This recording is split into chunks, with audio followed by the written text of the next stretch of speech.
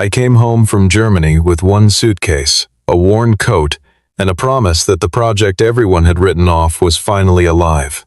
I had been gone 6 months. Less than an hour after I walked into headquarters, the chief executive of my own company dropped a folder on the table and fired me in front of the entire leadership team, calling me a lucky technician who mistook himself for someone important. I did not argue. I did not raise my voice. I simply stood up to leave. That was the moment my phone buzzed, and the chairman of the board began speaking to me in German. If you enjoy stories where the man everyone underestimates quietly turns the whole board upside down, stay with me until the very end.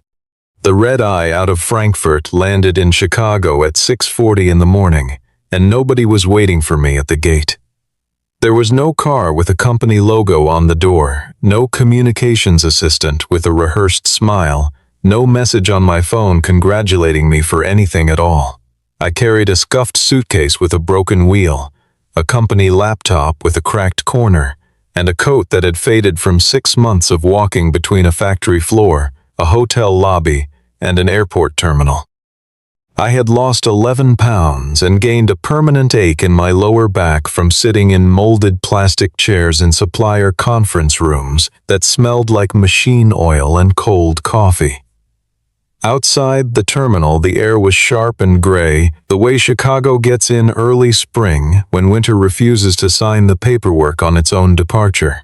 I remember thinking that I would take 3 days off, sleep in my own bed, and cook my daughter breakfast without a time zone sitting between us. The project I had just finished was called Project Adler, and it was the largest European manufacturing expansion in the history of Halston Dynamics. When I first opened the file 6 months earlier, the thing was not merely behind schedule. It was clinically dead, and nobody in the building had the courage to say the word out loud. The build was 11 weeks late. Our primary German supplier had retained outside counsel and was preparing to walk away entirely. Costs had run tens of millions of dollars past the approved budget. Our largest customer had drafted a cancellation notice, and the American and German teams had stopped collaborating and started building evidence files against each other. A company that size does not send a senior operations manager to fix a problem of that size. It sends a vice president with a title long enough to reassure the partners, a team of consultants, and a communications plan. Vivian Blackwood did not do that. She sent me. I have thought about why 1,000 times since, on long flights and in quiet hotel rooms, and I keep arriving at the same answer. She sent me because I was expendable in a way a vice president was not, and because if the whole thing collapsed, she needed a body standing closest to the wreckage when the smoke cleared. A senior operations manager makes an excellent explanation. A vice president makes an expensive problem. Before I left, she called me into her office for exactly 4 minutes. She did not ask what I thought had gone wrong.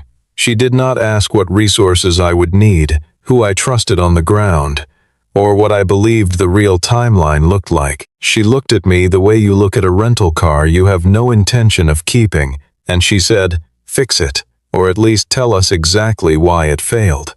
Then she turned back to her monitor, and her assistant walked me to the elevator. I understood the arithmetic of that sentence perfectly. If the project lived, she had made the difficult staffing call that saved it. If the project died, I had been given every chance and had failed to deliver. I went anyway, not because I am noble, and not because I did not see the trap, but because 400 people in Stuttgart were about to lose work that fed their families, and because the engineers there had spent 2 years building something genuinely excellent, while people 8 time zones away kept moving the finish line. I have never been good at walking away from a problem I know how to solve. My late wife used to say that it was my one reliable character flaw, and she said it in a tone that made it sound almost like a compliment. She has been gone 9 years now. My daughter was 8 when it happened, and she is 17 now, which means I have spent most of her life learning how to be 2 parents at once while pretending the job was simple. By the time I boarded that flight home, Project Adler had been delivered against the revised schedule. The line was running at 91% of target throughput, and our German customer had signed the final acceptance protocol on a Thursday afternoon with a handshake that lasted longer than the signing. I had watched the first finished units come off the line, and I had felt something I do not feel often, which is the clean satisfaction of a thing that works. I sent a 2-line email to headquarters confirming completion. Nobody replied. I told myself that people were busy, that the news would travel on its own, and that recognition has never been the reason I do any of this.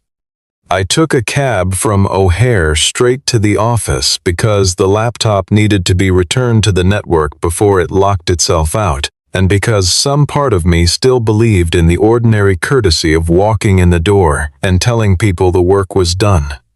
The lobby of Halston Dynamics is all pale stone and glass, and the security desk still had my photo in the system from 4 years earlier, when I had more hair and considerably less patience. The guard said welcome back and asked if Germany was cold. I said it was, and I meant it in more than one way. I had not been in the building 90 seconds when the chief executive's assistant appeared at my elbow, as though she had been standing there since dawn. She did not say hello.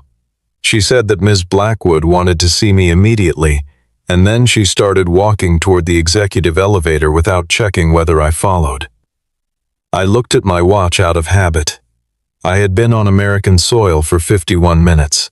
My suitcase was still in my hand, and my passport was still in my coat pocket, and my body still believed it was late afternoon in a different country. Nobody explained what the meeting was about. Nobody asked whether I wanted coffee or 10 minutes to wash my face. And nobody said a single word about the project I had just spent half a year saving. That was the first signal, and I read it correctly even then, standing in an elevator that smelled faintly of somebody else's perfume. Vivian Blackwood had not gathered anyone to welcome me home. The executive floor has a wall of screens outside the main conference room that runs internal announcements on a loop, and I saw the headline before I saw a single human face. It read that Chief Executive Vivian Blackwood had successfully delivered the historic German expansion. There was a photograph of her in a charcoal suit standing in front of a Halston Dynamics banner, and beneath it a paragraph praising decisive leadership under pressure.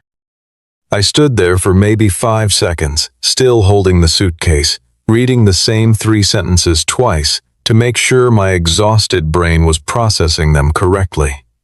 My name did not appear anywhere in the text. The people who had worked 19-hour days beside me, who had driven 4 hours through snow to keep a supplier at the table, were referred to collectively as the Regional Operations Team. I did not react. I want to be precise about that, because it mattered later in ways I could not have predicted. I did not sigh. I did not shake my head. I did not take out my phone and photograph the screen for some future argument. I read it, I absorbed it, and I walked into the conference room with my face doing exactly nothing. Vivian was watching me through the glass the entire time, and I understand now that she had positioned the announcement deliberately the way you place a chair to see how a dog behaves around it. She wanted a flinch. She wanted an opening line she could shut down with something clever. Getting nothing at all from me irritated her more than anything I could have said. The room held more people than a conversation about one employee requires. Vivian sat at the head of the table with her hands folded. The chief financial officer sat to her right, already reading something on a tablet. The human resources director had a folder squared perfectly in front of her. 2 vice presidents occupied the far end, both of whom had sent me exactly 0 messages during 6 months abroad. And at the corner, slightly apart from everyone, sat Rebecca Sloan, the general counsel, 46 years old, a woman I had spoken with perhaps 4 times in my career and who had never once given me the impression that she liked or disliked me. She had a legal pad and a pen and the specific stillness of a person who is present to observe rather than to participate. Vivian did not invite me to sit. That was not an oversight, and everyone in that room knew it. She slid a folder across the polished table toward me with 2 fingers, the way you might return a plate that had something wrong with it. I set my suitcase down and opened the folder standing up, which meant that everyone got to watch me read my own termination while still wearing a coat that smelled like a European airport. The stated cause was failure to follow executive reporting procedures and unauthorized commitments during Project Adler. I read that line 3 times. Then I read it a 4th time, because the second half of it was not merely wrong, it was structurally impossible. The unauthorized commitments were 3 specific decisions I had made in Stuttgart, and I could recite them in my sleep. I had restructured a payment schedule with our primary supplier to keep them from filing suit. I had authorized a design freeze that overrode 2 change requests from an American engineering group, and I had committed the company, in writing, to absorbing a quality inspection cost that our customer had originally been asked to carry. Every one of those decisions had been transmitted to the chief executive's office within 24 hours of being made. Every one of them had been acknowledged, and every one of them was the reason the project existed at all instead of sitting in a courtroom. I closed the folder and asked one question in the flattest voice I own. I asked whether Project Adler had failed. Vivian let the silence sit for a beat longer than was comfortable for anyone but her, and then she said, "Do not confuse a project surviving with you becoming irreplaceable." She said it slowly, enjoying the shape of the words, and one of the vice presidents made a small noise that was almost a laugh and turned it into a cough. That was the moment I understood that the meeting was not about firing me. Firing me could have been done by an email and a badge deactivation. The meeting was about the audience. She kept going, and she built it carefully, the way she built everything. She informed the room that I was not an executive, that I had never been an executive, and that no amount of time in a foreign office conferred that status. She said I was not a strategist, that I had no mandate to represent Halston Dynamics in any capacity beyond the technical, and that I had been dispatched to Germany to clean up a mess created by decisions made well above my pay grade. She said the word dispatched twice. She said that operations people confuse proximity with authority, and that the company had a persistent problem with mid-level staff who spend a few months abroad and return believing they have been promoted by geography. Nobody interrupted her. The chief financial officer never once looked up from his screen. Then she delivered the sentence I still hear sometimes when I am tired. She said, "You are a lucky technician who got to sit at a table with important people, Grant. Do not let 6 months in Europe make you forget that." The room went completely silent. Rebecca Sloan wrote something on her legal pad, one short line, and did not look up. The human resources director shifted in her seat. I stood there in a coat that had crossed the Atlantic 11 times, holding a folder that ended a 14-year career, and I felt something rise and then settle, the way a wave decides not to break. The instructions came next, delivered in a brisk administrative tone as though we were discussing a parking permit. My laptop was to be surrendered immediately, before I left the room. My badge would be deactivated by end of day. I was prohibited from contacting anyone on the German side, including the supplier, the customer, and the plant leadership. I was prohibited from representing myself as having any association with Project Adler in any professional context going forward, and I was to sign an acknowledgement of receipt before departing the building. That last list told me everything the first list had not. This was not a termination. A termination removes a person from a payroll.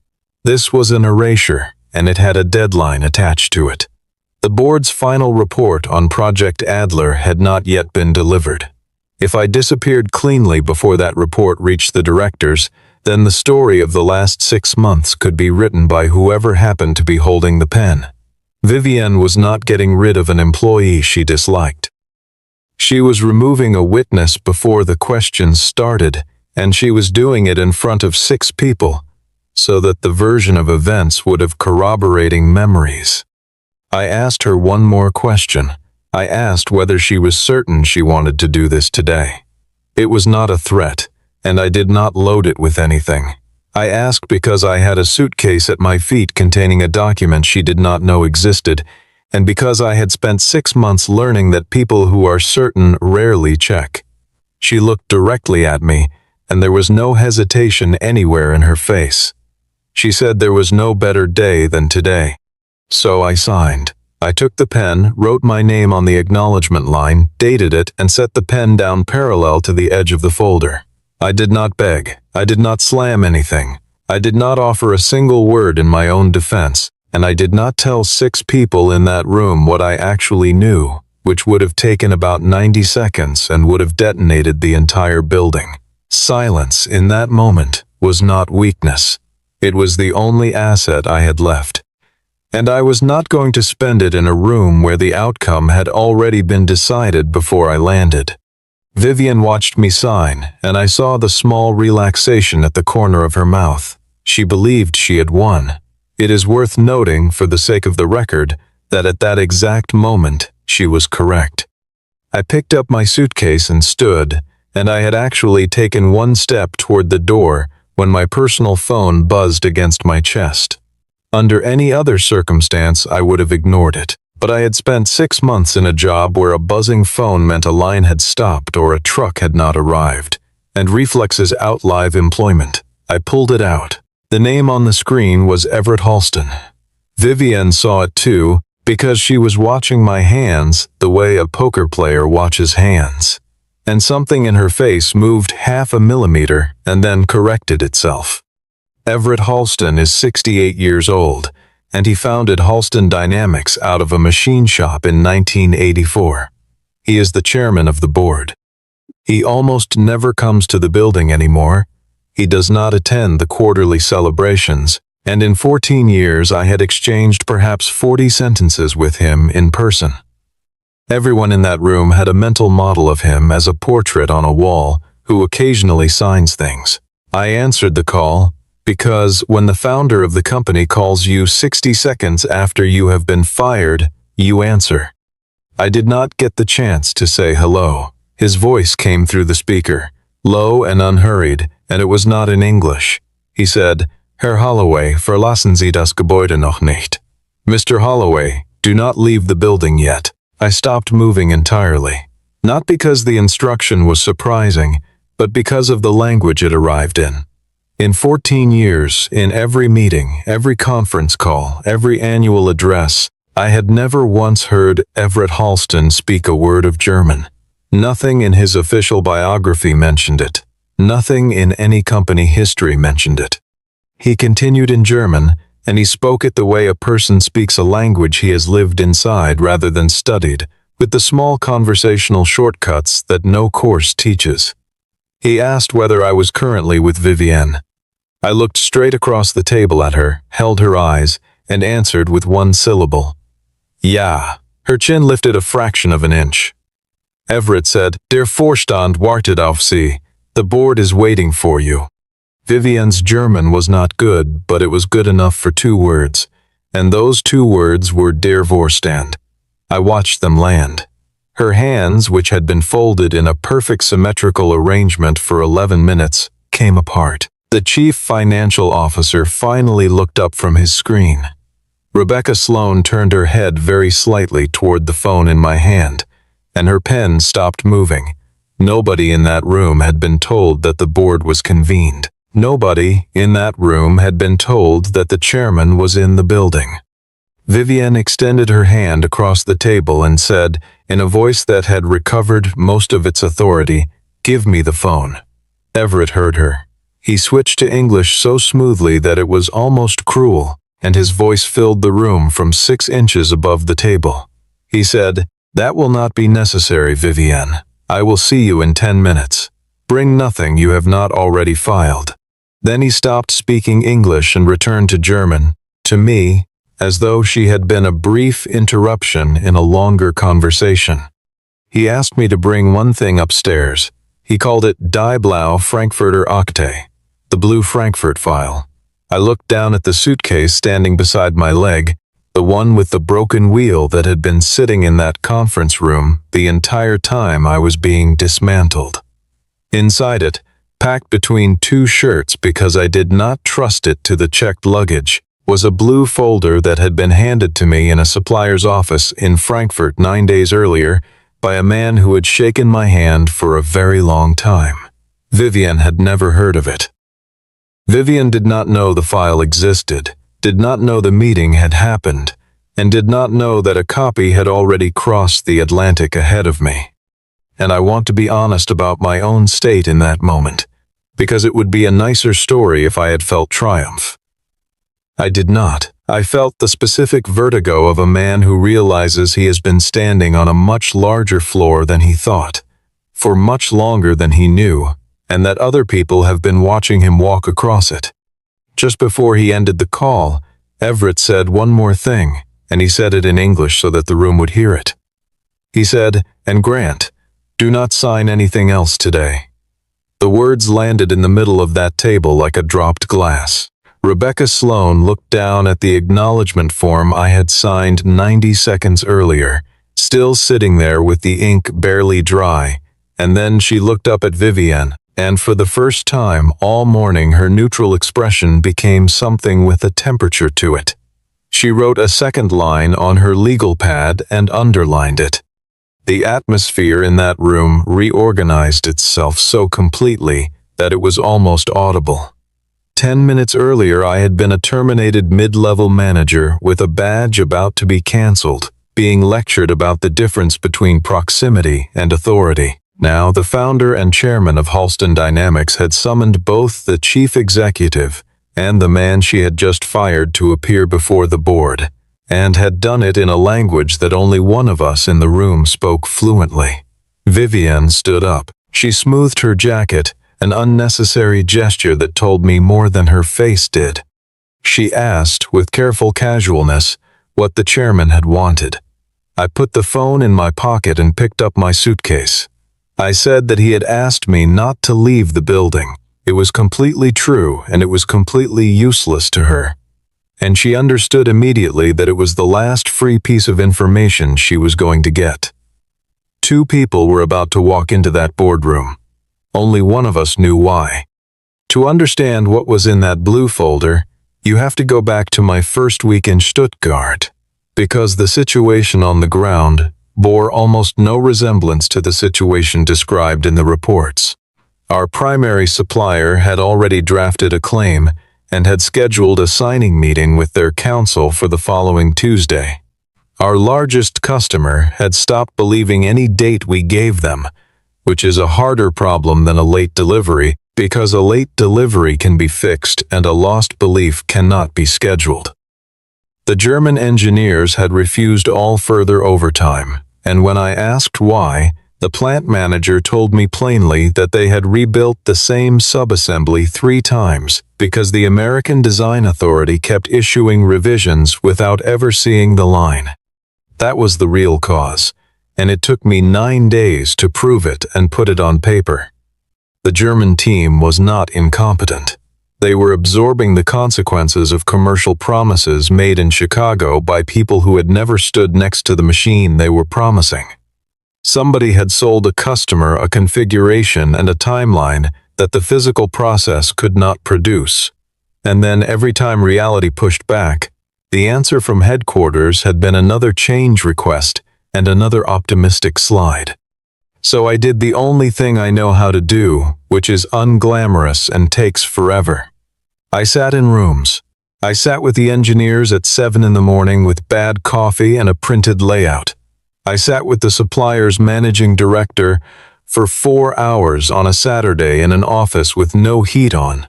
I sat with the customer's technical representative and let him talk for 90 minutes without defending anything. I sat with plant leadership and asked them to tell me what they had already told us that nobody had written down. And I did all of it in German. Not because it makes a better story, but because it changes the physics of a room. I studied in Aachen in my 20s and worked 3 years outside Munich after that, and the language has stayed in me the way a musical instrument stays in your hands. No assistant, no interpreter waiting to soften a sentence, no slide deck with a company logo in the corner.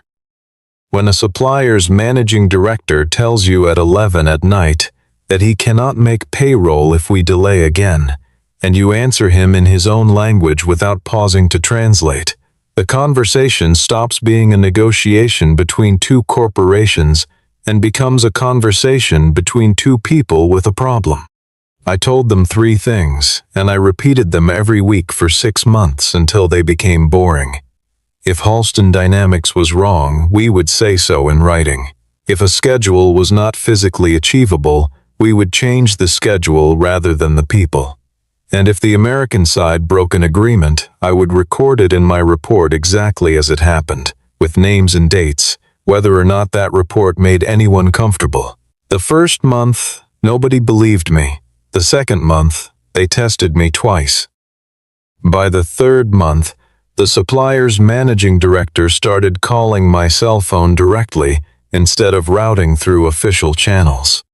What came out of it, over 24 weeks, was ordinary work done relentlessly. We renegotiated 3 contracts, 2 of them at better terms than the originals because we traded schedule certainty for price. We kept the largest customer, which at the time was the only outcome I genuinely believed we might lose. We eliminated a set of expenses that existed purely because 2 departments had been ordering the same tooling. We rebuilt the production calendar from the actual constraint outward instead of from the desired date backward. We prevented the shutdown of a line that would have cost more to restart than to keep running. And we brought Project Adler back onto a trajectory that a reasonable person could defend. But somewhere in month 2, I found something I had not gone looking for, and it changed the shape of everything that came after.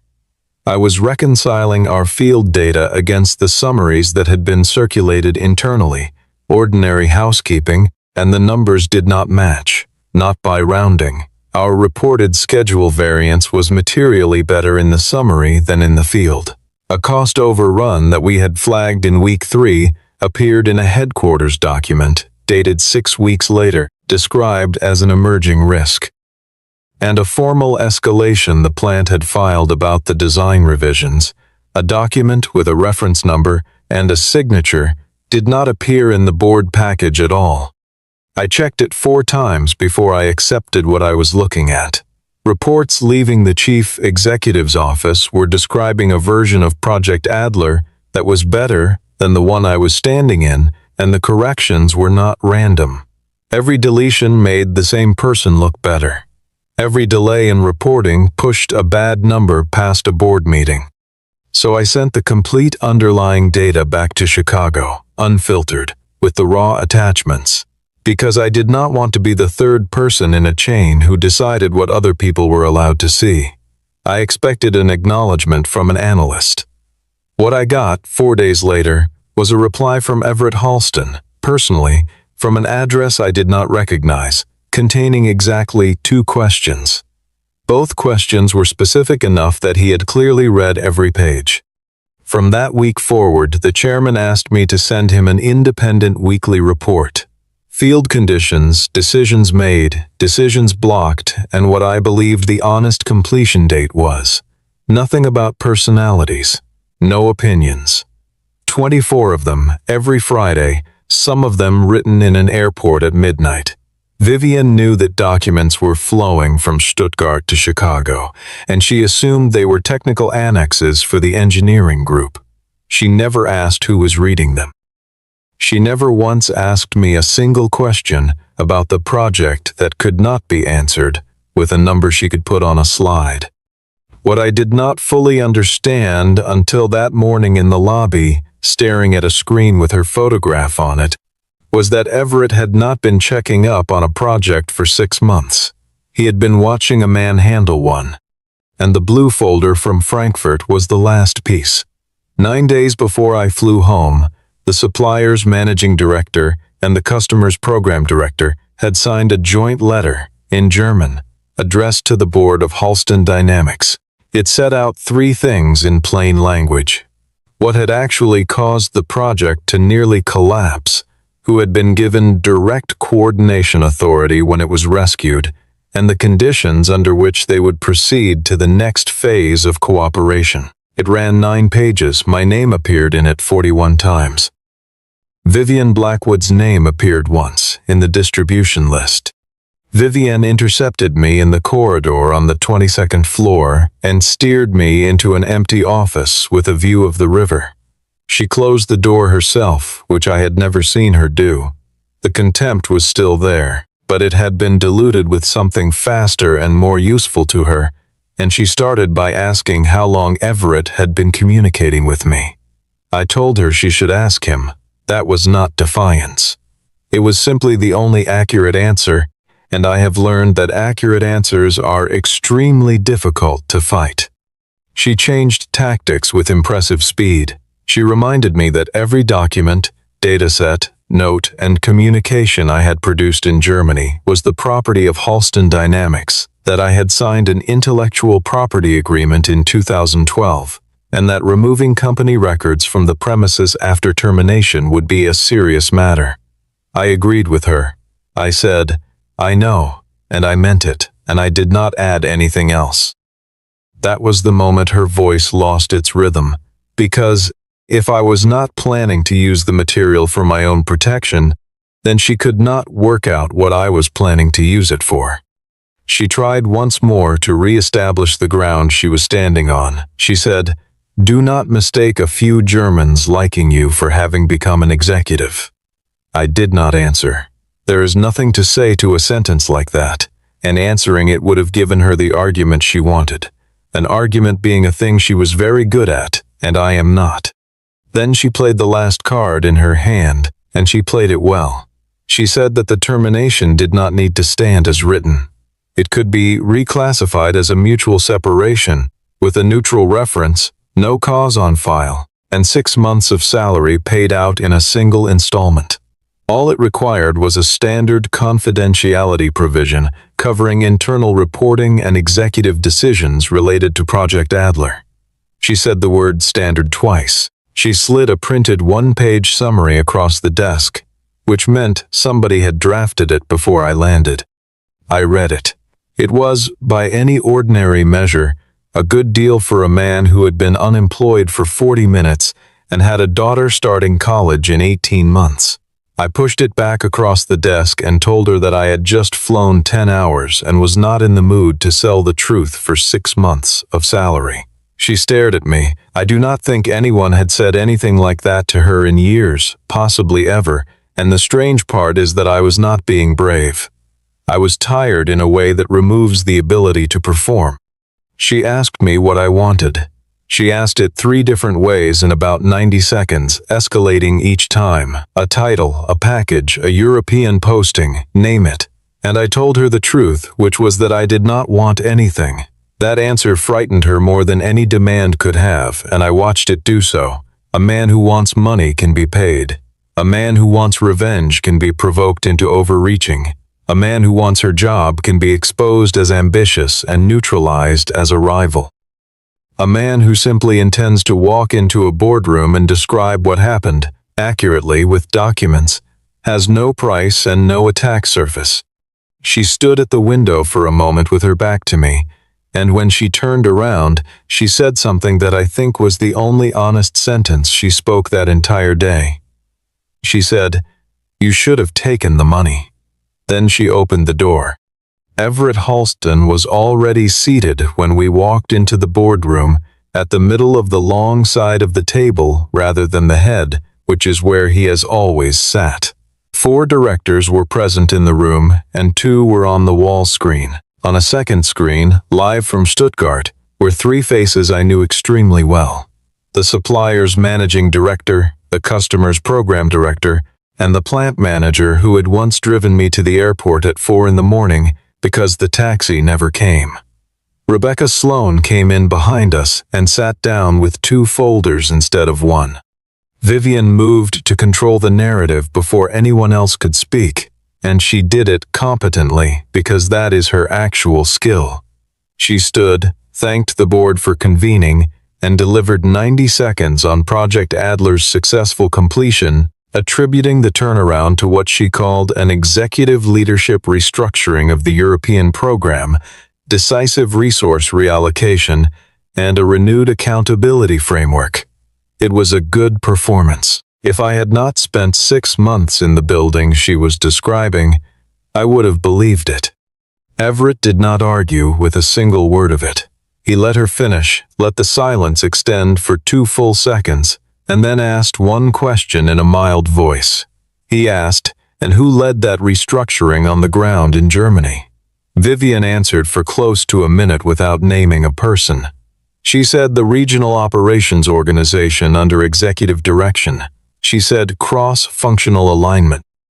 Nathaniel Crown, the independent director sitting opposite her, a 57-year-old man who has never in his life cared about anyone's feelings and cares enormously about margins, looked up from his tablet for the first time. Then Everett turned to me and began speaking German, in front of the entire board, and it was not a demonstration. It was a conversation. He asked how the line was running against target and whether the second shift had stabilized. I told him 91%, and that the second shift had been steady for 5 weeks. He asked whether the quality inspection arrangement was holding. I said it was, and that the customer had accepted it into their standard protocol. He asked me one more thing, which was whether the people in Stuttgart had received the payments they had been promised. I said not yet. Half the room did not understand a word of it, but on the Stuttgart screen, 3 faces changed at once. The managing director smiled and raised a hand in greeting and said my name, and the customer's program director said something quick and warm about how I had already been missed for 2 days. And every director in that room saw the difference between how those 3 men greeted me and how they had greeted the chief executive of the company 4 minutes earlier. It was not the greeting given to a vendor's employee. It was the greeting given to the man they had actually worked with, every day, for half a year. Everett switched to English and said, "We should let everyone understand this."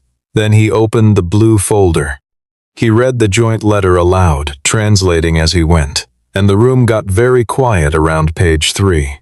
The partners stated that the program had recovered only after direct coordination authority was placed in my hands, that prior communications from headquarters had contained schedule and cost representations they could not reconcile with conditions at the plant, and that the recovery had required renegotiating terms they had previously considered non-negotiable.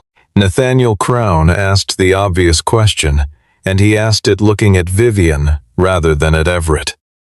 He asked who had granted that authority. Everett said one word, "Me."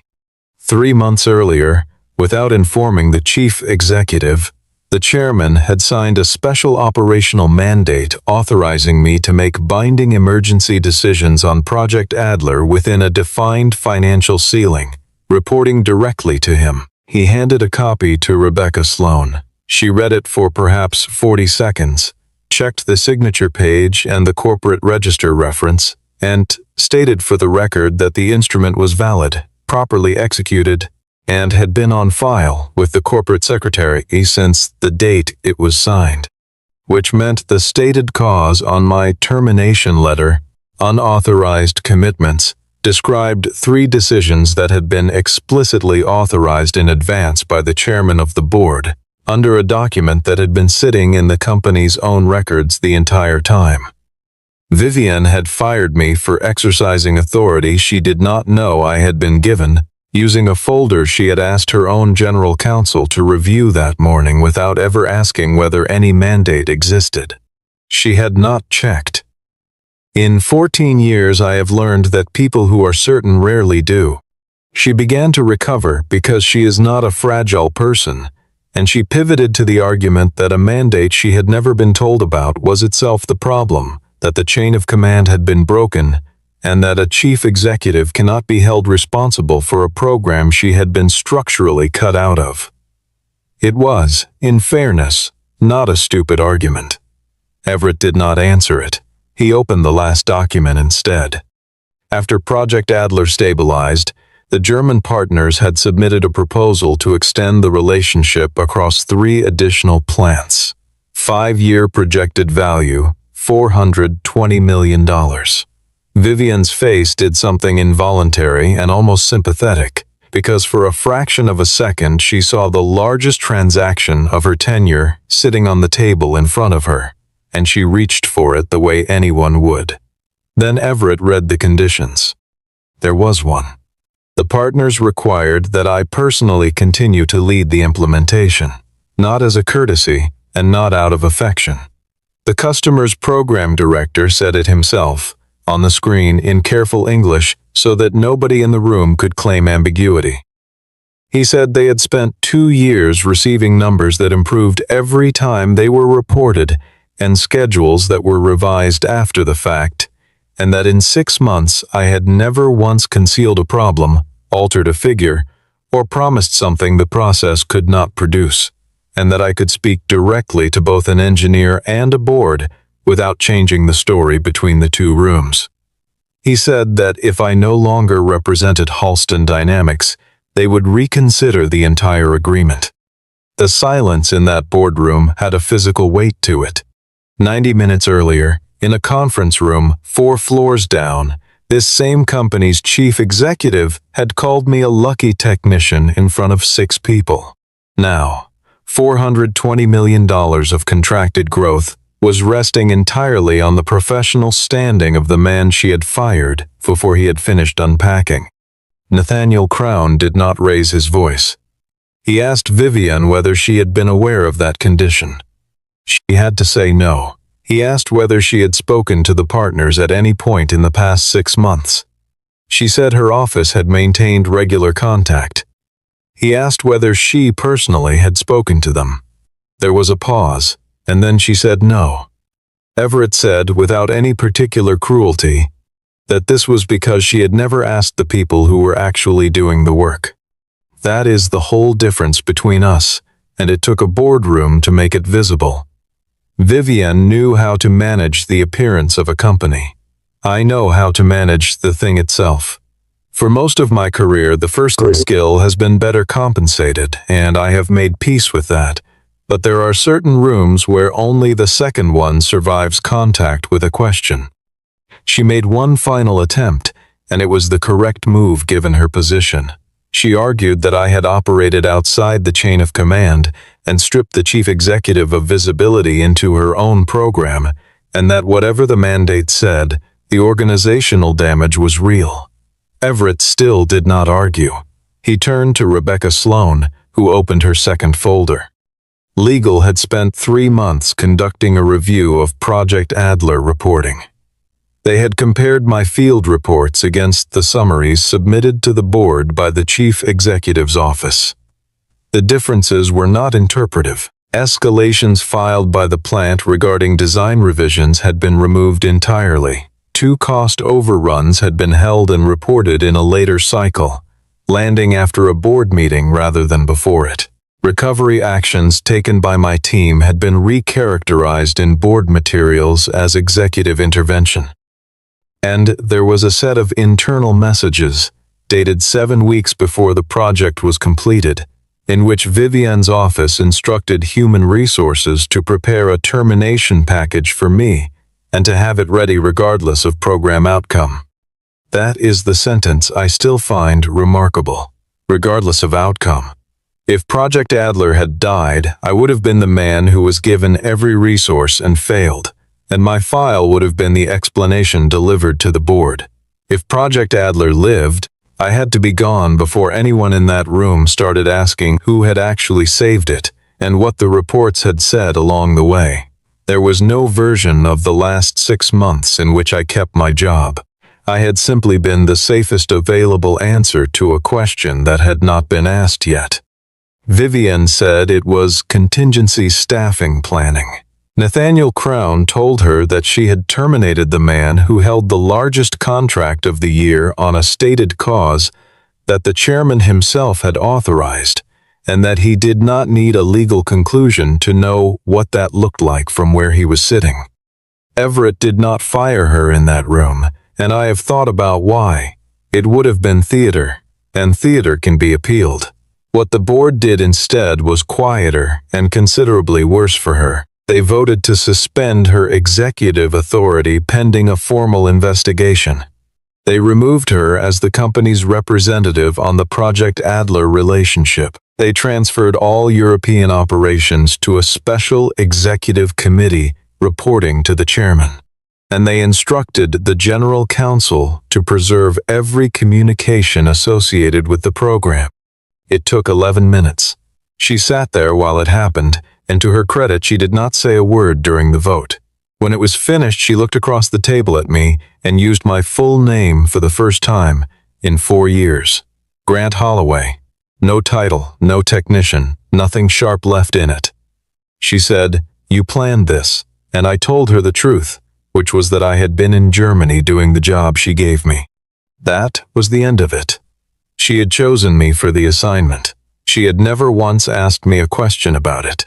She had taken the credit before the acceptance protocol was even filed. She had fired me 48 minutes after I cleared customs, and she had done all of it without checking what the board already knew. 6 weeks later, the investigation concluded that she had knowingly misrepresented program status to the directors and had used my termination as a shield. The board ended her contract. There was no scandal, no shouting, no security escort. There was a 2-paragraph corporate announcement thanking her for her service, released on a Friday afternoon. It was precisely the instrument she had spent her career using on other people. Everett offered me the role of Senior Vice President of European Operations. I did not accept it in the room. I asked for 2 things first. The Project Adler team had to be named individually in the official record, engineers and plant leadership included, and the retention bonuses that had been promised to the people who actually rebuilt that line had to be paid in full on the original terms before my own appointment took effect. He agreed to both before I finished the second sentence. I went home 3 days later. My daughter looked at the suitcase still standing unopened by the door, exactly where I had left it, and asked whether they knew this time what I had done. I said, "Probably." She accepted that, the way she accepts most things about me, and went back to her homework. Then the phone rang again. Everett, opening in German as he apparently always intends to now, joking that Stuttgart had already sent 2 messages asking when Herr Holloway was coming back. I looked at the unopened suitcase and I laughed out loud for the first time in half a year. I put the phone down and stood at the window watching the lights come on across the city, and I thought about the man who had walked into that lobby with a broken suitcase wheel and nobody waiting for him. Nothing about me had changed in a single day. I had not become smarter or harder or more important. The only thing that changed was that the people on the top floor finally noticed what had been true the entire time, which is that the person their chief executive dismissed most easily was the one holding the whole thing up.